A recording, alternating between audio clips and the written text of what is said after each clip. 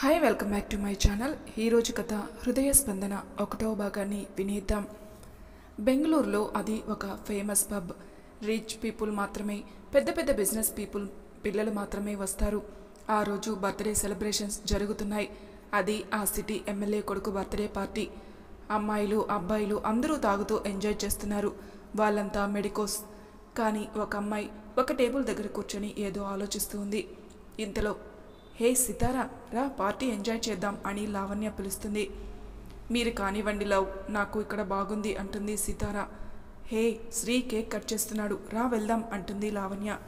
సితారా కూడా సరే పద అని అక్కడి నుంచి వెళ్తారు. మన హీరో పేరు శ్రీవాస్తవ్, అందరూ శ్రీ అంటారు. సో శ్రీ కేక్ కట్ చేసి ఎవరికి పెడతాడా అని చూస్తుంటే శ్రీ సితారా నోట్లో పెట్టబోతే సితారా థ్యాంక్స్ అని కేక్ తీసుకుంటుంది. కేక్ కటింగ్ తర్వాత డీజే స్టార్ట్ అయింది. అందరూ డ్యాన్సులతో హోరెత్తిస్తున్నారు. సితారా మళ్ళీ ఒక టేబుల్ చూసుకొని కూర్చుంది. అప్పుడే ఒక వెయిటర్ డ్రింక్ ఆఫర్ చేశాడు. సారీ అండి నేను చేయను అంటుంది సితారా. మేడం ఇది సాఫ్ట్ డ్రింకే అంటాడు వెయిటర్. ఓకే అని తీసుకొని తాగుతుంది సితారా. ఇప్పుడు లైట్ ఫోకస్ ఎవరి మీద పడుతుందో వాళ్ళు డ్యాన్స్ చేయాలి అంటాడు డీజే. లైట్ ఫోకస్ కొందరి మీద పడుతుంది. వాళ్ళు వెళ్ళి డ్యాన్స్ చేసి వస్తారు. ఇప్పుడు లైట్ తిరుగుతూ లాస్ట్కి శ్రీ అండ్ సితారా ఫోకస్ అవుతుంది. సితారా నాకు డ్యాన్స్ రాదు అంటుంది. అందరూ చెయ్యాలి చెయ్యాలి చెయ్యాలి అని అరుస్తున్నారు. హే ఏం పర్వాలేదు వెళ్ళి చెయ్యి అంటుంది లావణ్య.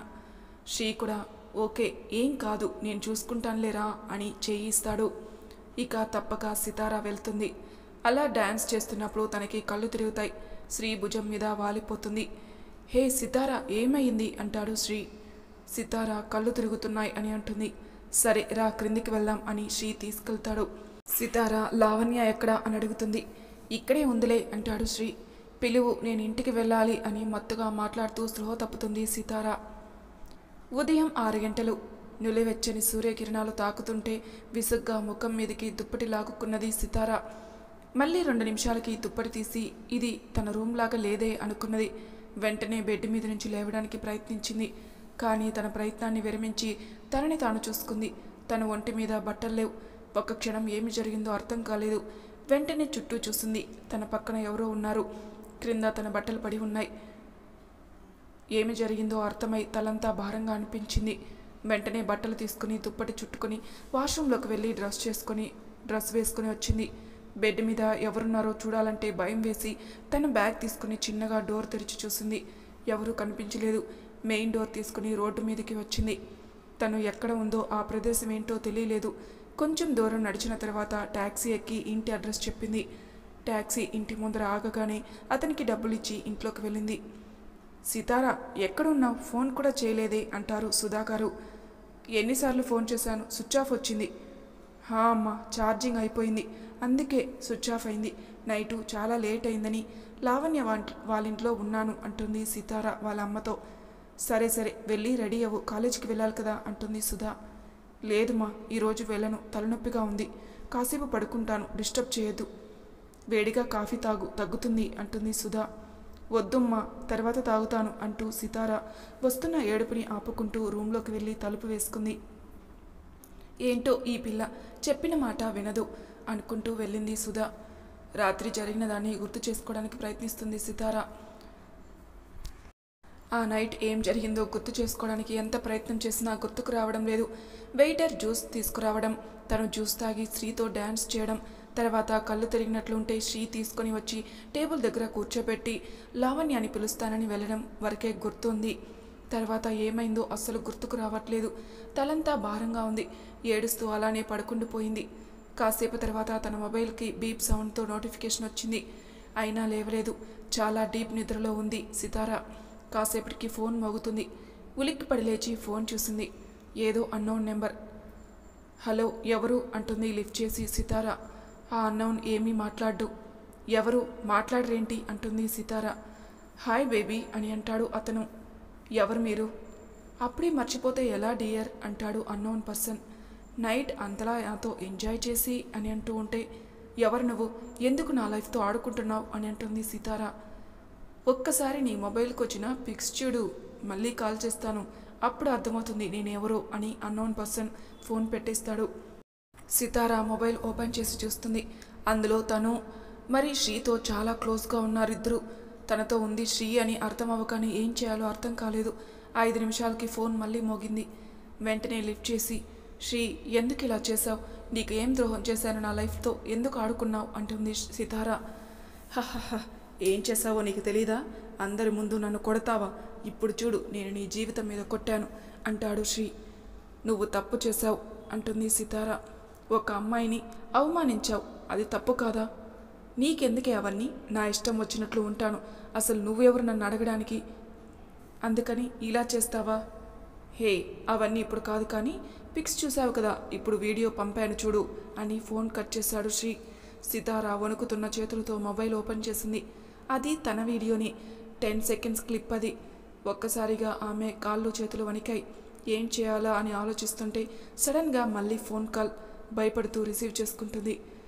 వీడియో చూసావుగా, అది చిన్న క్లిప్పే, అసలు వీడియో చాలా పెద్దదే ఉంది.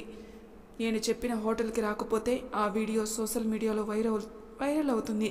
ఈ విషయం ఎవరికైనా చెప్పావో చంపేస్తాను అని కాల్ కట్ చేస్తాడు శ్రీ. ఏం చేయాలో సితారాకి అర్థం కాలేదు. అమ్మ నాన్నకి తెలిస్తే చాలా బాధపడతారని మదనపడుతుంది.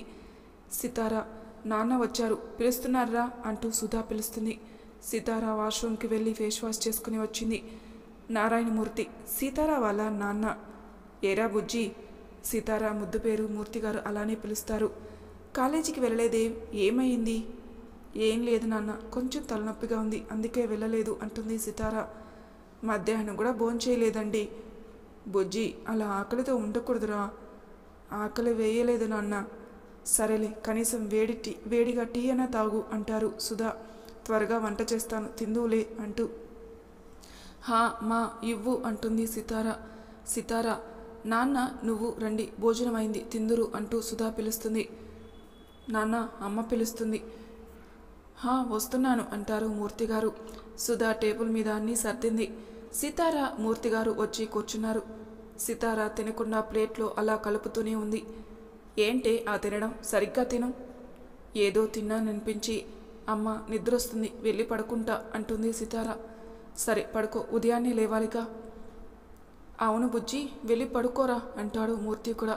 గుడ్ నైట్ నాన్న. గుడ్ నైట్ రా బుజ్జి అంటాడు మూర్తి కూడా. పక్క రోజు కాలేజీకి వెళ్ళిందే కానీ క్లాస్లో పరధ్యానంగా ఉంది. హే సితార, పార్టీ తర్వాత కనిపించలేదే? శ్రీని అడిగితే వెళ్ళిపోయావని చెప్పాడే అంటుంది లావణ్య. బాగా చిరాగ్గా ఉన్నది, శ్రీకి చెప్పి నీకు చెప్పమని వెళ్ళానులే అంటుంది సితార. శ్రీ ఇప్పుడు చాలా మంచిగా మారిపోయాడు కదా అంటుంది లావణ్య. అవునులే, నా జీవితం నాశనం చేసేంత అని మనసులో అనుకుంది సితార.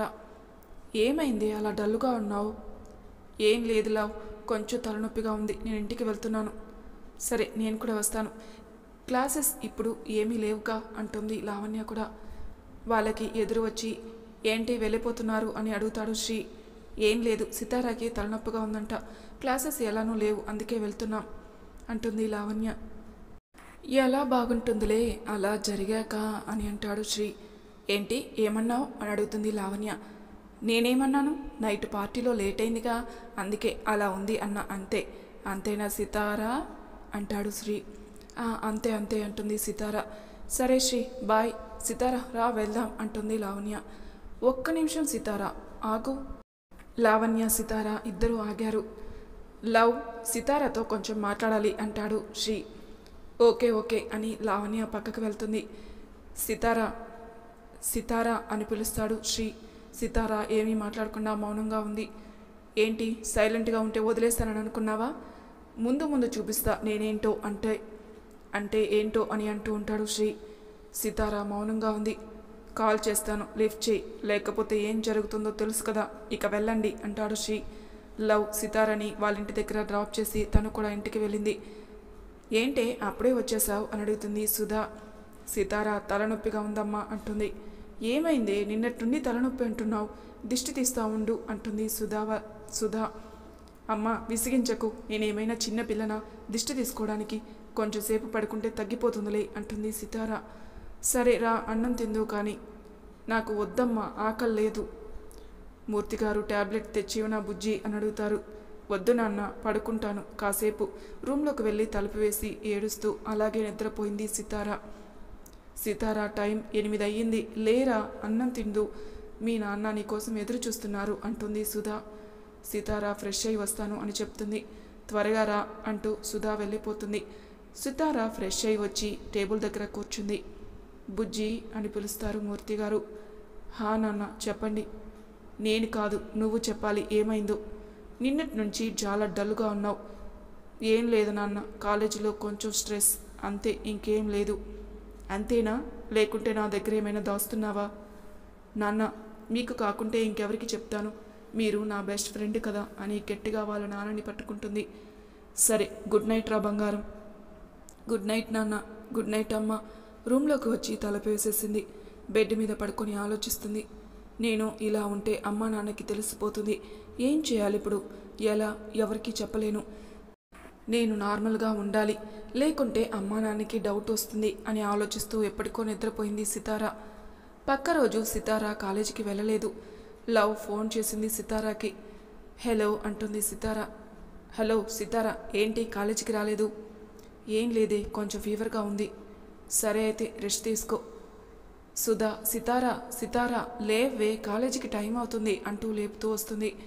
లేదమ్మా, ఇవాళ వెళ్ళను, క్లాసెస్ కూడా ఏమీ లేవు, రేపు వెళ్తానులే అంటుంది సితారా. ఏమైంది నా బుజ్జికి, ఎందుకు కాలేజీకి వెళ్ళట్లేదు అని అడుగుతారు మూర్తి.